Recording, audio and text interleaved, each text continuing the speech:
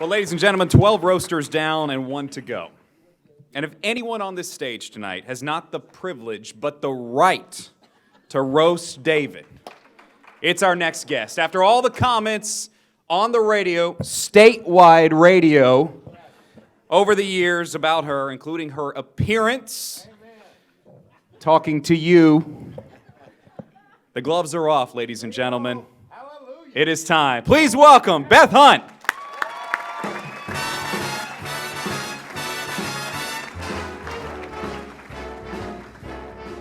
You ready, David? I'm ready, go on. Okay, put your seatbelt on, babe. Of course he puts me last. This just shows exactly how much respect he has for women, right? Jerk. Chauvinist pig. I've been sitting here listening to all of you, and I cannot tell you how excited I am to be here among such legends. And David, you really did a great job, with the exception of Matt and Pat, of getting a good group of guys that are right there in your age category. I don't know whether to tell funny stories or call out bingo numbers.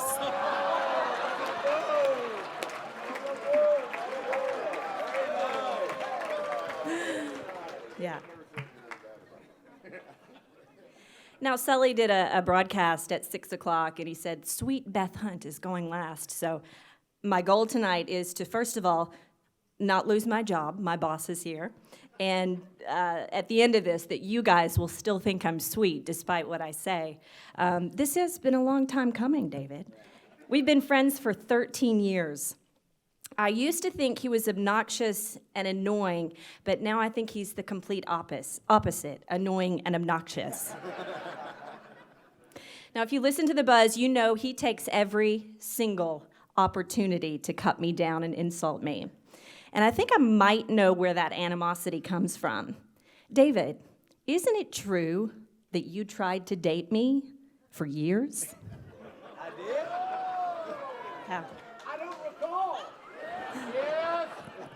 I first met David in the Channel 7 studios, 2002, I believe.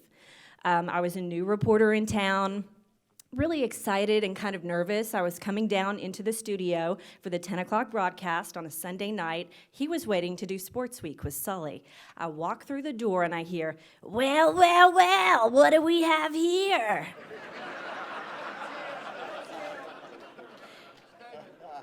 He was staring and smiling in a really creepy sex offender kind of way. And it was probably the most awkward moment of my life. After that night, he somehow got my phone number, and the calls would not stop. "You're so hot. Will you please date me? I love that outfit you're wearing tonight. I'd love to see it in person." The man has no game. I wasn't in a relationship at the time. I was vulnerable. My self-esteem was at an all-time low, or so I thought. I finally hit rock bottom the next week, sitting at a restaurant with David Basil. What I thought going in was sort of a business dinner to talk about maybe doing news briefs for The Buzz, clearly in his mind was an official date. I may have completed 3 sentences all night long, but I did learn a lot about David. How he was the greatest Razorback to ever play at the U of A. How he once single-handedly tackled the great Bo Jackson. How difficult it can be to shave every spot on your body. What hair products produce the most volume and shine. How his tan is so much more natural looking than Ned Permy's. I realized that what I had before me was the stereotypical high-maintenance man, the kind of man who spends way more time in the mirror than I do, the kind of man who likely has less body hair than I do, the kind of man who wears those fancy patterns and buttons on the back pockets of his jeans. We finished the dinner, and just when I thought it couldn't get any worse, he wants me to come inside and see his apartment. And on the door was a sign that read, "This is where the magic happens." And that was it for me. It obviously didn't work out between David and myself, and I don't think he really ever got over me rejecting him. But we did become friends instead. And over the years, he's really grown on me, kind of like a tumor. You really wouldn't know that we were friends if you listened to him. Are you looking at my ass? Yes, he did.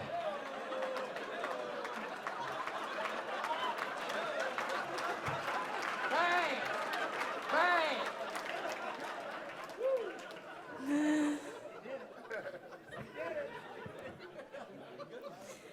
Okay. You wouldn't really know that we were friends if you heard him talk about me on the radio. I had a baby last year, and while I was pregnant, he says I could stand to lose a few pounds. She needs to hit the gym. Truth hurts. Just wait, just wait. He also loves to critique my fashion choices. One night I got a text from him, and I think it said something like, where did you get that jacket? Barbara Bush's closet? You remember that? Maybe. Yeah. Well, David, I thought we could take a little walk down memory lane and take a look at some of your looks over the years. Looky there, it's Superman. Hey, Rex, there's that porn stash again. Hey, David, who is that with you? Your date or a hostage? She looks thrilled to be with you. Okay, here's another one. Look at that. Those are some great shorts. I wish they had some in your size. That is a wardrobe malfunction waiting to happen. Okay, here is David anchoring at Channel 4, the last real job he ever had. Oh, look, there are those shorts again. I never knew watching from home when I was in 3rd grade that you didn't wear pants.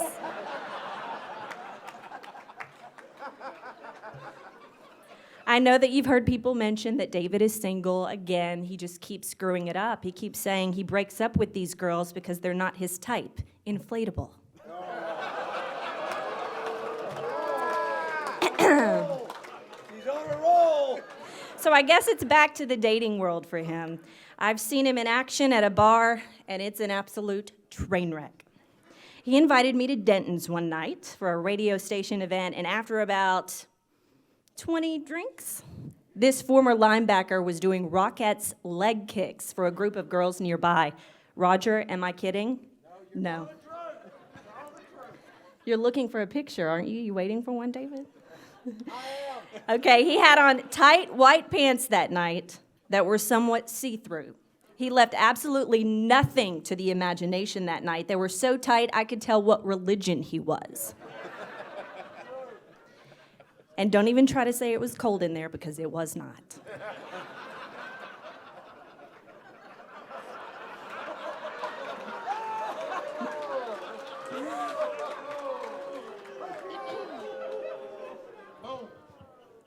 I was a little embarrassed for him, but that's not how the night ended. This is how the night ended. Now, if this were someone else, you're looking at this photo, you're thinking, okay, that person's going to jail. But not David. Instead, he turned this into something completely different, a love connection.